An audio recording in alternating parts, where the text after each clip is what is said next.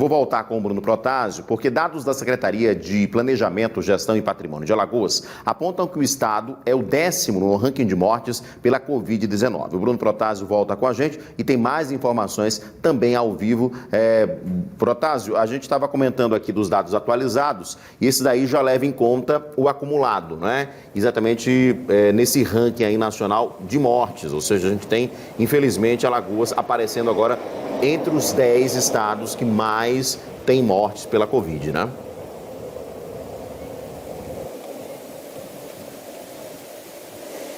Isso, Edson, e é reflexo desses últimos dias que nós tivemos um aumento muito grande na confirmação no número de mortes pela Covid-19. Se a gente fosse basear de ontem e hoje, nesse intervalo, nós tivemos quase 50 confirmações, porque foram 24 ontem que a gente confirmou, hoje mais 25, então a consideração desses dados, essa informação de que Alagoas chegou a ser agora, em questão de mortalidade, número de mortes relacionadas à Covid-19 se baseia no boletim de ontem. Então nós estávamos com 506 óbitos registrados e aí já levava Alagoas a ser o 10º estado do país com o maior número de mortes em relação à pandemia do novo coronavírus aqui no país. E a estatística também se refere a dados como restritos a cada 100 mil habitantes, em que Alagoas também se apresenta na 11ª colocação nesse caso.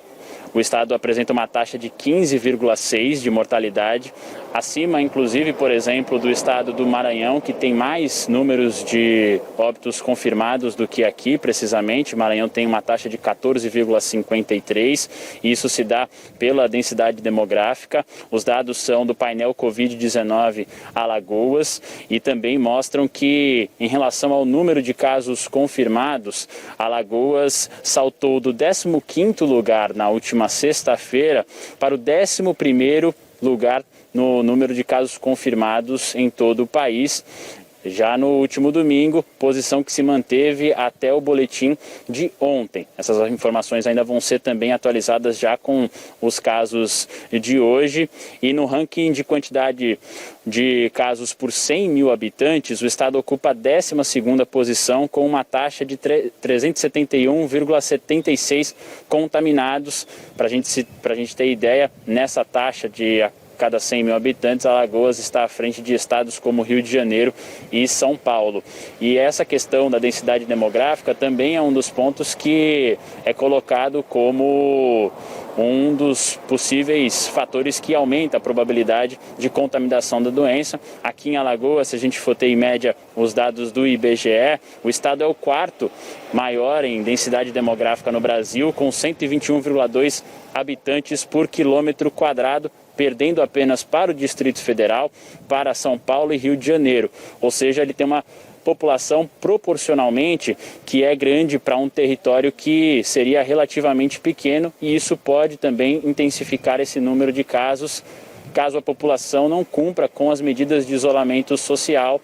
E a gente pode observar também esses dados sendo trabalhados pela equipe da CEPLAG, que faz todo esse levantamento através do painel Covid-19 para ter os dados relativos à doença e também a ascensão do número de casos e também do número de mortes que a gente está vendo nos últimos dias. Edson.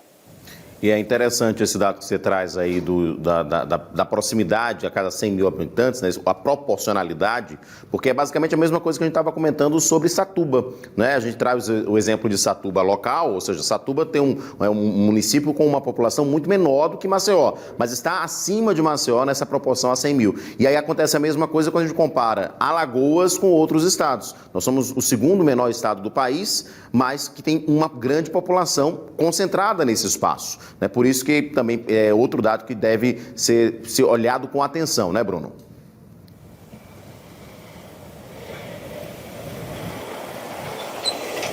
Verdade, Edson. Essa questão da proporcionalidade é importante para entender que esses casos podem ainda aumentar, isso pode ser um agravante aqui para Alagoas, caso as medidas não sejam cumpridas. E a gente está num momento em que observa nos últimos dias, se a gente for pegar de exemplo somente essa semana, e que a curva continua em ascensão. Por quê?